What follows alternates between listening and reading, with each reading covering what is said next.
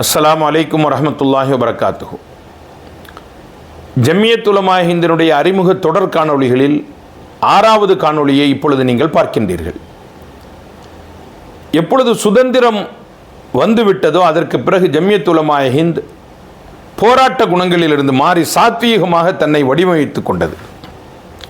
மக்களினுடைய அன்றாட வாழ்க்கையின் பிரச்சனைகள், இந்திய முஸ்லிம்களினுடைய தீனுக்காக வேண்டி உழைப்பு, அவர்களை கல்வியிலும் வாழ்க்கையிலும் தரம் உயர்த்துவது, இதற்காக வேண்டி தன்னை அர்ப்பணித்துக் கொண்டது.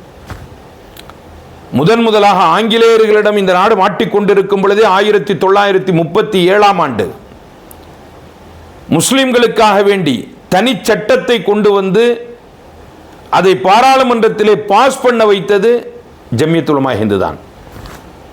முஸ்லிம்களுக்கான தனிச்சட்டம் என்று இன்று இருக்கின்றதே, இதை கொண்டு வந்தது ஜம்மியத் உலமா ஹிந்த். முஸ்லிம் பர்சனல் லா. முஸ்லிம்களுக்கு இந்தியா சுதந்திரம் அடைந்ததற்கு பிறகு முஸ்லிம்களுக்காக வேண்டி தனி ரிசர்வேஷன் வேண்டும், இதற்காக போராடி பெற்றது ஜம்மியத் உலமா ஹிந்த்.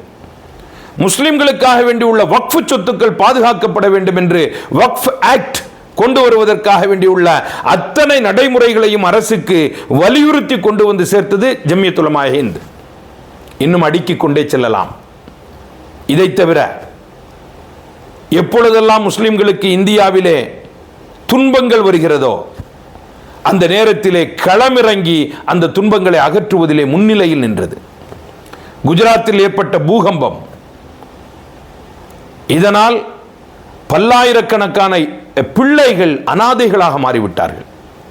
சில்ட்ரன் வில்லேஜ் குஜராத்தில் தனியாக பிள்ளைகளுக்காக வேண்டி ஒரு கிராமத்தையே அமைத்து அந்த பிள்ளைகள் இன்றைக்கு இன்ஜினியர்களாகவும் டாக்டர்களாகவும் பெரும் பெரும் வேலைகளிலும் இருக்கின்றார்கள்.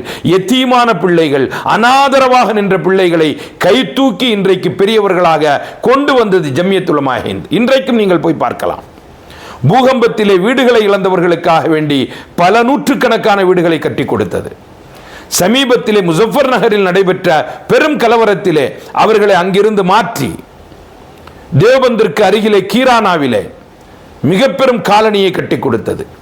தமிழகத்திலே சுனாமி வந்து மிகப்பெரிய சேதத்தை ஏற்படுத்திய போது அதில் இழந்தவர்களுக்காக வேண்டி 200 வீடுகளை கட்டி கொடுத்தது.